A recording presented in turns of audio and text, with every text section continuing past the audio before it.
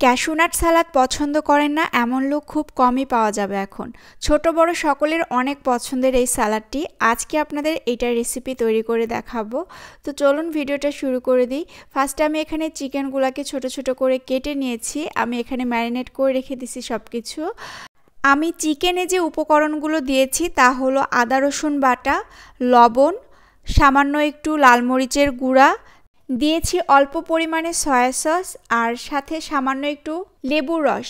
তারপরে আমি এখানে চালের গুঁড়ো ইউজ করেছি, আপনারা চাইলে কর্নফ্লাওয়ারও দিতে পারেন।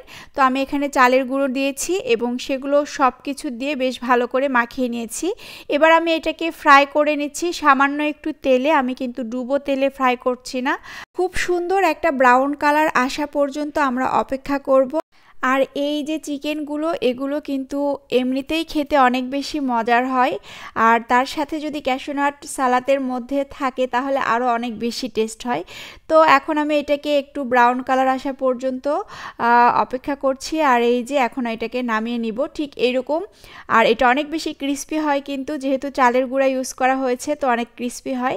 তো আমি এটাকে দুই ভাগে ভেজে নিয়েছি, কারণ প্রথমবারে আমার ফ্রাই প্যানে এতগুলা ধরেনি আর কি।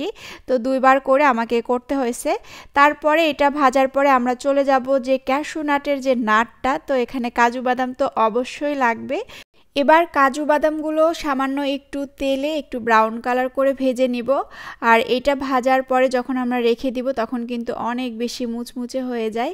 তো এবার আমি চলে যাচ্ছি আমরা যে সালাদের যে আইটেমগুলো, এখানে শসা, গাজর, টমেটো, ক্যাপসিকাম, কাঁচা মরিচ, এগুলো সব কিছু খুব সুন্দর করে একদম চিকন চিকন করে কেটে নিয়েছি, কারণ সালাতে এটা চিকন চিকন করে কাটলেই কিন্তু খুব বেশি ভালো লাগে আসলে টেস্টটা। তো এখন দিয়ে দিচ্ছি আমি স্বাদ মতো লবণ। এবার এখানে দিয়ে দিব চিনি আমি এখানে 2 টেবিল চামচের মতো দিয়ে নিয়েছি। তারপরে এখানে দিয়ে দিচ্ছি সাদা গোলমরিচের গুঁড়াটা, এটা খুব সুন্দর একটা ফ্লেভার আসে। আর এখন দিয়ে দিচ্ছি গুঁড়া দুধ কিন্তু যত বেশি দিবেন তত অনেক বেশি টেস্ট হয়।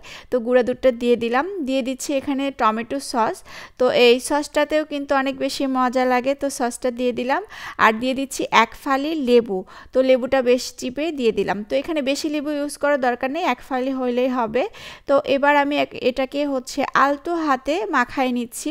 খুব বেশি চেপে চেপে মাখার দরকার নেই, যাতে করে এটা থেকে যেন পানি না ছড়ায় আর কি। তো আলতোভাবে মেখে নিচ্ছি। তারপরে আস্তে আস্তে বাদাম আর চিকেনটাকে একসাথে দিয়ে দিব, দিয়ে আবারও আমি এটাকে মাখিয়ে নিব। খুবই অল্প সময়ের মধ্যে কিন্তু এই রেসিপিটা তৈরি করে আপনারা খেতে পারবেন, একদম বাসায় সবাই একসঙ্গে অনেক মজা করে খেতে পারবেন।